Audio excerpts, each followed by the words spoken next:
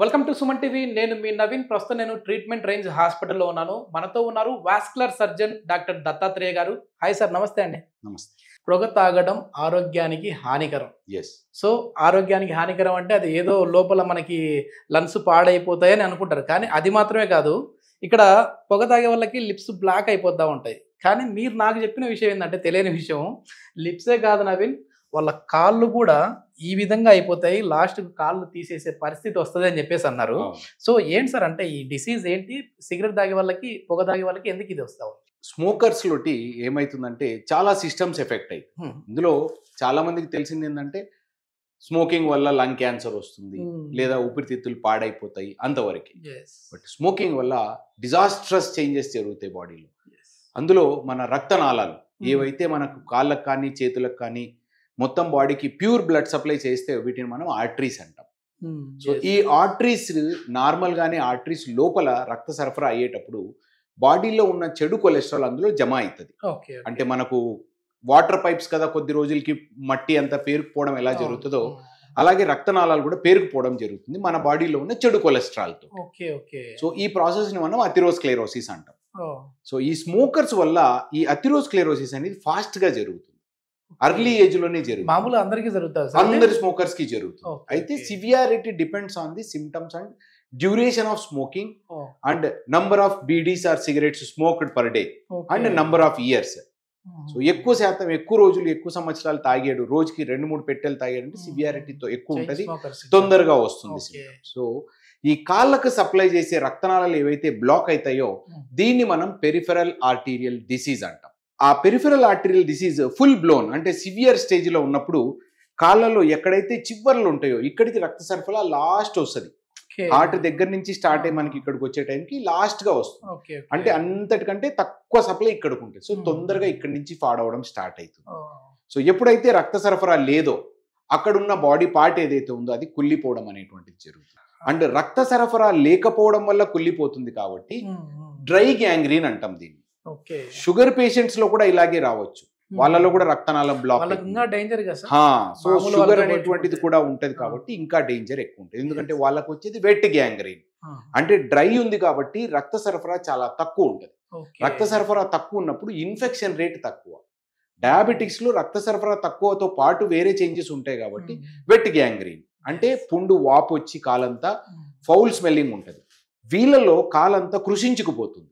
రక్త సరఫరా లేదు కాబట్టి కండరానికి కాలు ఆపోజిట్ కాలుతో కంపేర్ చేస్తే ఒకవేళ ఈ కాలు కొంచెం చిన్నగా ఉంటుంది, కండరాలు వేస్టింగ్ అనేటువంటిది ఉంటుంది. అండ్ గ్యాంగ్రీన్ ఇలాగా నల్లగా చేంజెస్ అయిపోవడము, గాయాలు ఏర్పడడం అనేటువంటిది జరుగుతుంది. సో ఈ రక్తనాళం ఏదైతే ఉంటుందో దాంట్లో మన చెడు కొలెస్ట్రాల్ అనేటువంటిది ఇలా పేరుకుపోవడం జరుగుతుంది. ఎప్పుడైతే ఇలా పేరుకుపోవడం జరిగిందో నార్మల్ గా ఇంత రక్తం వెళ్ళాలి మన కిందికి హెల్దీగా ఉండడానికి టిష్యూ. బట్ ఎప్పుడైతే ఈ కొలెస్ట్రాల్ అనేటువంటిది డిపాజిట్ అయిందో ఈ సైజు తగ్గిపోయింది, రక్త సరఫరా తగ్గిపోయింది, ఫ్లో తగ్గిపోయింది. సో ఇనీషియల్ గా చిన్నగా స్టార్ట్ అవుతుంది. దాని తర్వాత రోజులు గడిచే కొద్దీ ఈ smoking, age, diabetic patients, CKD అంటే క్రానిక్ కిడ్నీ పేషెంట్స్ లో ఈ ప్రాసెస్ అనేటువంటిది ఫాస్ట్ గా జరుగుతుంది. ఎప్పుడైతే ఫాస్ట్ గా జరిగిందో అప్పుడు ఈ ల్యూమెన్ అనేటువంటిది సప్లై చేయాల్సిన బ్లడ్ ఇంత ఉండాలి బట్ ఇంతకు వచ్చేసింది. దీనిని బట్టి మనకు సిమ్టమ్స్ అనేటువంటివి వస్తాయి. సో ఎలాంటి సిమ్టమ్స్ ఉంటాయి? సో ఇలా ఉన్నప్పుడు పేషెంట్ 2-3 కిలోమీటర్ల వరకు హ్యాపీగా నడవగలుగుతాడు, అతడి పని అతడు చేసుకోగలుగుతాడు, పొలం దున్నుకోగలుగుతాడు. క్రమక్రమంగా ఇతడికి ఏ రక్తనాళం బ్లాక్ అయింది అనే దాన్ని బట్టి ఆ ఏరియాకి రక్త సరఫరా తగ్గిపోయినప్పుడు ఆ కండరాలు ఆక్సిజన్ కోసము, న్యూట్రియంట్ కోసము అడుగుతాయి. బట్ బ్లాకేజెస్ ఉండడం వల్ల సప్లై సరిగా అవ్వదు. అప్పుడు ఆ మసిల్లో పెయిన్ అనేటువంటిది రావడం జరుగుతుంది.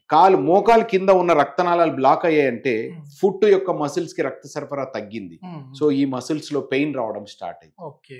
తొడలో ఉన్న రక్తనాళాలు బ్లాక్ అయ్యాయి, అప్పుడు ఈ కాళ్ళలో ఉన్న రక్తనాళ మసిల్స్ కి సప్లై తగ్గుతుంది. సో ఇక్కడ పెయిన్ రావడం, కండరం పట్టేసినట్టు. వీళ్ళు 2-3 కిలోమీటర్లు నడవగలిగే పేషెంట్ 1 కిలోమీటర్ నడవగానే రెస్ట్ తీసుకోవాల్సి వస్తుంది. ఇంకా సివియారిటీ పెరుగుతుంది, అంటే బ్లాకేజ్ పెరుగుతుంది. ఇంకా సివియర్ స్టీనోసిస్ అంటే తగ్గిపోయినప్పుడు పేషెంట్ రాత్రి పడుకున్న వెంటనే కూడా నొప్పి రావడం జరుగుతుంది. పడుకున్న వెంటనే ఫ్లాట్ అవుతాడు. ఫ్లాట్ అయినప్పుడు మన గ్రావిటేషనల్ ఫోర్స్ కూడా పని చేయదు, ఓన్లీ బ్లడ్ అదంతకదే కిందికి సప్లై అవ్వాలి బ్లడ్ ప్రెషర్ తో. వెళ్ళడానికి ట్రై చేస్తుంది కానీ బ్లాకేజ్ ఉండడం వల్ల వెళ్ళదు. ఓకే. సో కండరానికి రక్త సరఫరా అవ్వదు. సో కండరం నాకు రక్తం కావాలి అని అడుగుతుంది, అప్పుడు పెయిన్ వస్తుంది. బ్లాక్నెస్ కూడా అవుతుందా సార్ అక్కడ? దీని తర్వాత స్టేజ్, సో పడుకున్న వెంటనే పెయిన్ వచ్చినప్పుడు దాన్ని మనం పేషెంట్ రెస్ట్ లో ఉన్నా కూడా ఇబ్బందిగా ఉన్నది, నిద్ర మేల్కోవాల్సిన పరిస్థితి ఏర్పడుతుంది, దాన్ని మనం రెస్ట్ పెయిన్ అంటాం. దీనికంటే ఇంకా తగ్గిపోయినప్పుడు కాళ్ళల్లో డిజిటల్ మోస్ట్ పార్ట్స్ అన్నిటికంటే చివర్లో ఉన్న పార్ట్ ఇందాక నేను చూపించినట్టు నల్లగా కలర్ మారడం అనేటువంటిది స్టార్ట్ అయింది.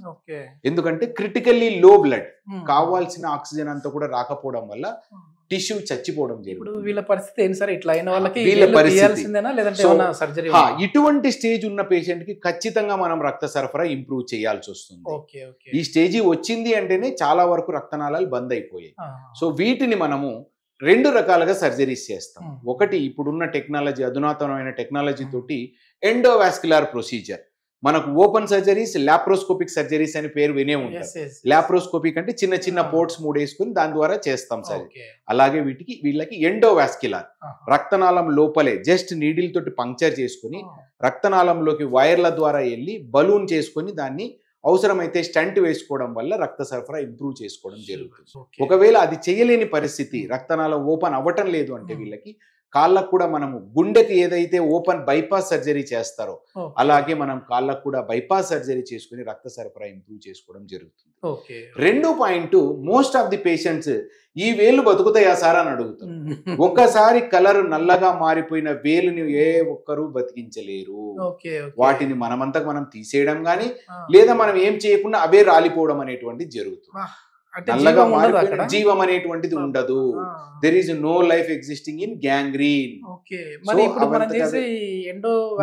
మిగిలిన కాళ్ళని మనం సేవ్ చేసుకోవాలి.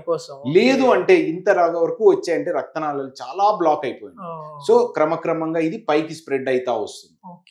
పైకి స్ప్రెడ్ అయ్యే కొద్దీ పాదం ఇక్కడ వరకు పోవచ్చు, పాదం మొత్తం కాపాడుకోవడం కోసం సర్జరీ చేస్తాం. ఈ బ్లాక్ అయిపోయిన కాళ్ళని మనము కాపాడలేము. సో ఇది పేషెంట్ గమనించాల్సింది. ఇది మొత్తానికి ఏంటంటే అసలు ఇది ఆదిలోనే దీనికి ముందుగా జాగ్రత్తలు తీసుకున్నాం. ఇనిషియల్ నేను ఫస్ట్ మీకు సిమ్టమ్స్ చెప్పినప్పుడు ఈ పెయిన్ ఏదైతే వస్తుందన్నానో, ఈ పెయిన్ వచ్చినప్పుడు పేషెంట్ నార్మల్ గా చాలా వరకు కాళ్ళ నొప్పి అని బ్యాక్ పెయిన్ అనుకొని న్యూరాలజిస్ట్ దగ్గరికి లేదా ఆర్థోపెడిషన్ దగ్గరికి వెళ్తారు. బట్ రక్తనాళాలు బ్లాకేజ్ అవ్వడం వల్ల కూడా మనకి ఈ పెయిన్ అనేటువంటిది రావడం అనేటువంటిది పేషెంట్ గమనించాలి అండ్ కొలీగ్ డాక్టర్స్ కూడా గమనించాలి. సో ఒక్కసారి రక్త సరఫరా బ్లాక్ అయ్యే అవకాశం కూడా ఉంది అనేటువంటిది కూడా ఆలోచించాలి. ఎన్ని రోజులు ఇట్లా వస్తుంటే మీ దగ్గరికి రావాలి సార్? అది ఎన్ని రోజులు అనేది కాదు, పేషెంట్ యొక్క లైఫ్ స్టైల్ అనేటువంటిది లిమిటేషన్ ఏర్పడుతుంది. వీళ్ళ కనీసం ఆ టైంలో రెస్పాండ్ అయ్యి ఏ డాక్టర్ అయినా సరే స్మోకింగ్ బంద్ చేసి మనం ఇమీడియట్ గా డిసీజ్ ప్రోగ్రెషన్ ని ఆపొచ్చు. స్మోకింగ్ బంద్ చేసి. ఎందుకు సార్ నికోటిన్ అంత ప్రమాదకరం? అంటే నికోటిన్ వల్ల ఈ లిపిడ్ ఫ్యాట్ అబ్నార్మాలిటీ జరుగుతుంది. సో అబ్నార్మల్ గా అర్లీ డిపాజిట్ జరిగిపోతుంది, అది ఫాస్ట్ అవుతుంది. ఆల్కహాల్ తీసుకునే వాళ్ళకి కూడా ఇంత ఆల్కహాల్ తీసుకునే వాళ్ళకి కూడా లిపిడ్ అబ్నార్మాలిటీ అవుతుంది. బట్ స్మోకింగ్ వల్ల వచ్చే దుష్పరిణామాలు చాలా ఎక్కువ, సివియారిటీ చాలా ఎక్కువ ఉంటాయి. మొత్తానికి ఏంటంటే ఏదో కాళ్ళ నొప్పులు వచ్చాయి కదా బయటికి వెళ్ళిపోదాం, పెయిన్ కిల్లర్ టాబ్లెట్లు తీసుకుందాం అంటే కుదరదు. అది ఏదో ఒక వారం రోజులు 4 రోజులు అయితే ఓకే, కానీ ఇట్లే తీవ్ర స్థాయిలో ఎక్కువ రోజుల వరకు మిమ్మల్ని ఇబ్బంది పెడుతున్నది అని అంటే మాత్రం ఖచ్చితంగా ఇట్లాంటి సింటమ్స్ ముఖ్యంగా స్మోక్ చేసే వాళ్ళు అయితే కనపడతా ఉంటాయి. ఇట్లా ఉన్నప్పుడు అయితే వాస్కులర్ సర్జన్స్ని అయితే ఒకసారి మీట్ అవ్వండి. సో ట్రీట్మెంట్ రేంజ్ హాస్పిటల్లో దీనికి సంబంధించిన సర్జరీ ప్రొసీజర్స్ అయితే జరుగుతూ ఉన్నాయి. సో సార్ అయితే మంచి ఇన్ఫర్మేషన్ ఇచ్చారు. Thank you sir. Thank you.